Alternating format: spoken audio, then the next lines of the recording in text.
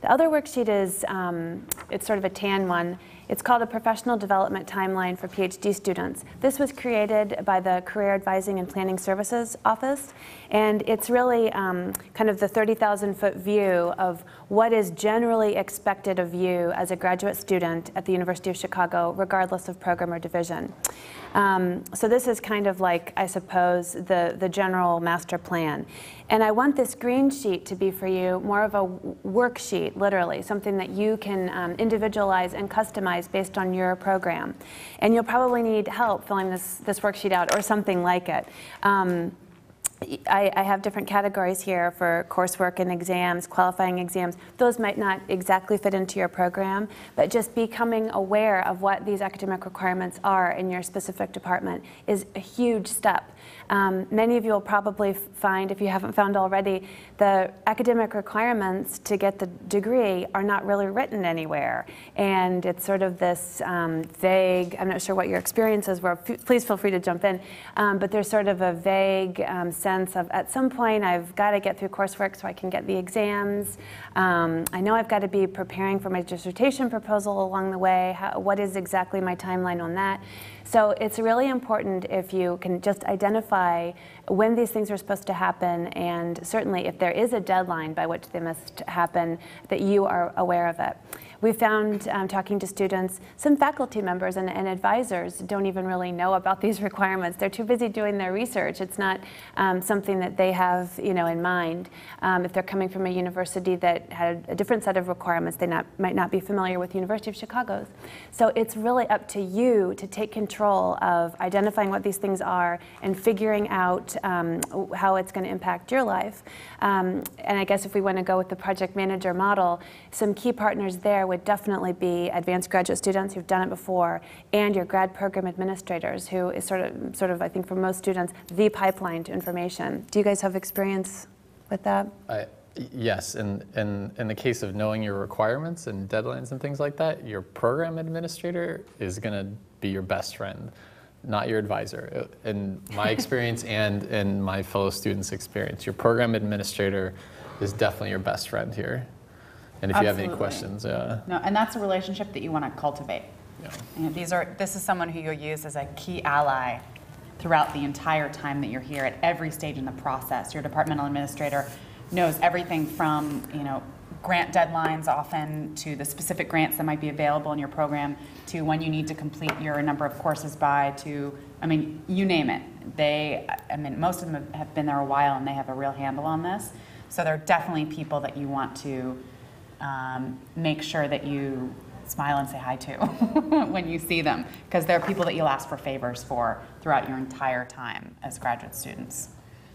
Definitely, yeah. It's like having all the advanced graduate students that have been through the program all wrapped into one, because they've been there and seeing all the experiences and handled all the questions. Yeah.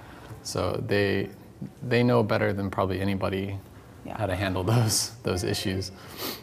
Our office did a sort of informal survey of all the graduate program administrators, asking them to provide us with documents or key benchmarks by department, so that we would have a handle on what you all are faced with from one division to the next. And almost to a department, there was no single place where a student could go that they could provide to us to sort of identify all these things. So it's really in the good knowledge of that graduate program administrator. So definitely getting to know them is a great strategy. And then, of course, all the while you're keeping in mind these academic requirements, you've got to do, these quotidian things like pay the bills, find a place to live, make your stipend stretch really far, farther than you probably thought it could. So we have the issues then going on all the time of financial management and how do you make that stipend check last? If you need supplemental income, what are your options? And you do have options in most cases, and it's sort of a matter of, are most of you, I guess I don't want to assume anything, are most of you here on the Grad Aid Initiative, the 5-year package? Okay, so I guess if you're coming in with a 5-year package, you know that that's a lock, and you'll have to do some teaching requirements and things like that along the way. But what happens in year 6? If you have assessed the scope of your project to be beyond 5 years, and I think for most students it is, that's certainly the average at Chicago, then you've got to start thinking about year 6 and how you're going to get through that year, or the year after that as well, well in advance of it coming up. And in many cases, students need to start thinking about that year 6 in the first and second year. And it's a real power if you can sort of see the options on the table well in advance, so it doesn't just sneak up on you when your bills are due and you realize there's no stipend check to help pay them. So I think identifying the options is a really good first step in figuring out how you're going to manage things. So one option that is on the table that we hope our office can help out with is fellowships and grants, external funding, in other words.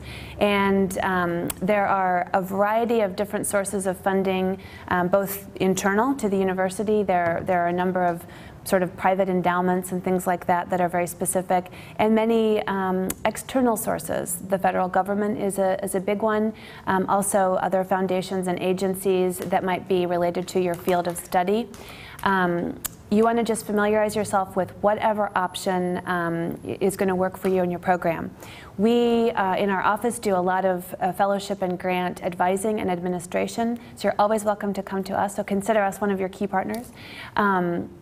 In addition, your department will have a pretty good list of, we hope, of opportunities that will be related to your specific field.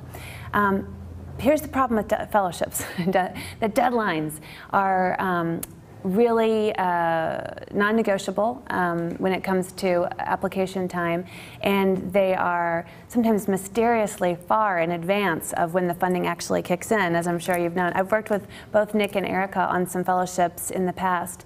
I would say about 80% of fellowship deadlines happen before December 1st.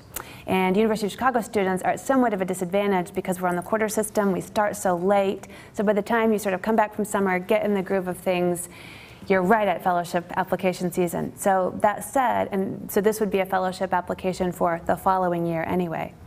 So with that sort of constraint in mind, you really need to back it up 1 more or 2 more quarters to either the summer before the deadline would kick in, or even better, the spring before the summer might kick in.